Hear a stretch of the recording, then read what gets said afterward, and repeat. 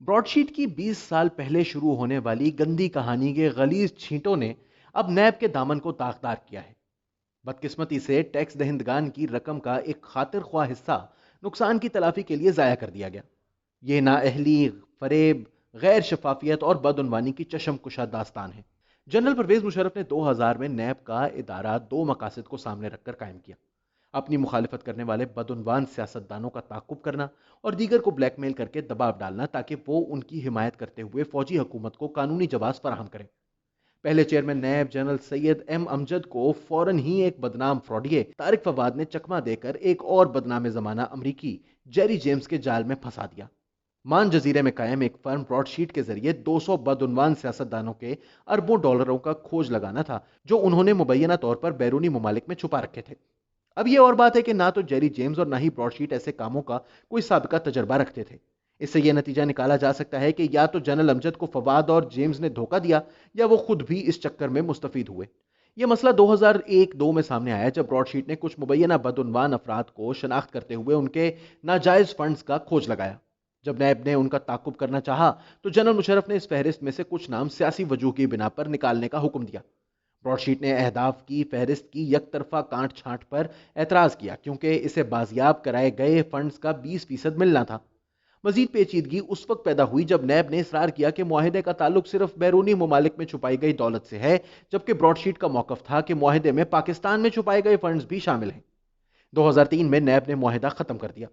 Broad sheet کا موقف تھا کہ نیب یک طرفہ طور پر ایسا نہیں کر سکتا، چنانچہ اس نے معاہدے کی منسوخی پر ذرے تلافی اور ہر جانے کا دعویٰ کر دیا۔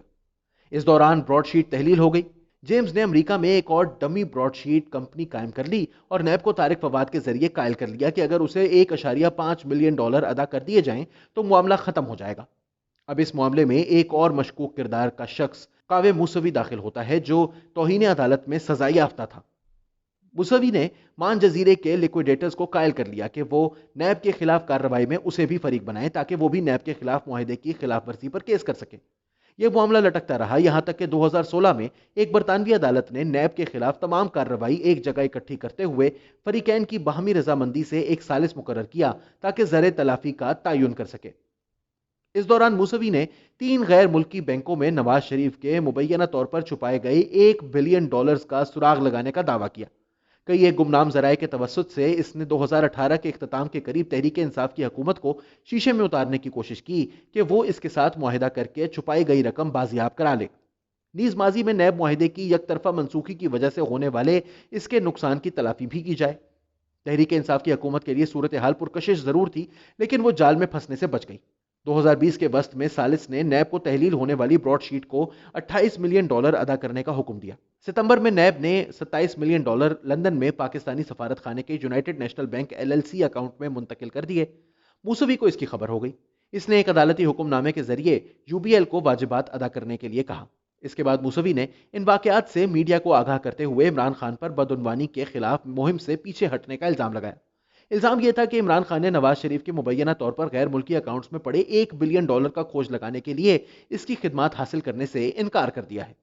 اب حکومت پاکستان کا کہنا ہے کہ وہ یک طرفہ طور پر فنڈز جاری کرنے پر UBL کے خلاف کارروائی کرے گی۔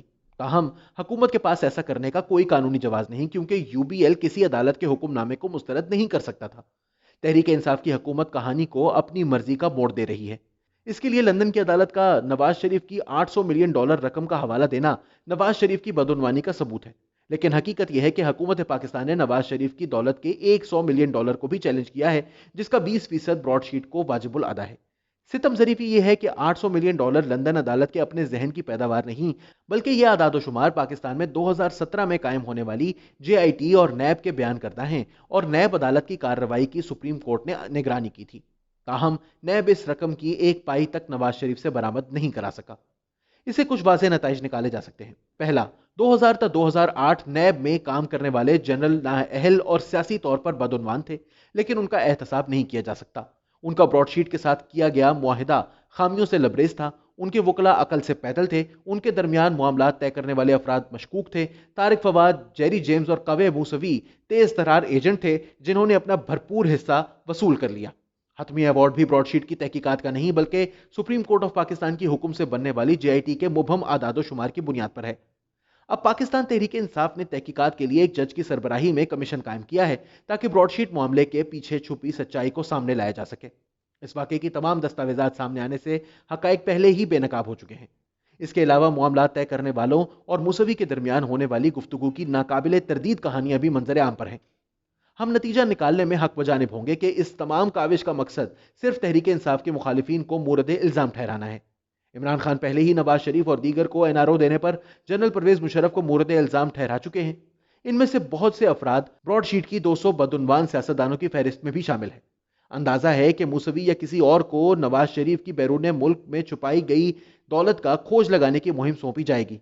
इसके लिए जमीन तैयार की जा रही है। यकीनन कई एक आलमी साख रखने वाली कंपनियां बखुशी इस मंसूबे पर काम करने के लिए तैयार होंगी।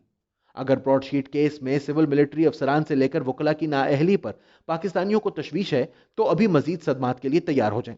जब रेकोडेक मुआहिदा मनसूखी केस में टेथरॉन कॉपर कंपनी को $7 अरब अदायगी के फैसले के तहत पाकिस्तान के बैरूनी मुमालिक में असासे जब्त किए जाएंगे, जिनमें PIA का रूज़वेल्ट होटल भी शामिल है, आपके होश तो तब उड़ेंगे।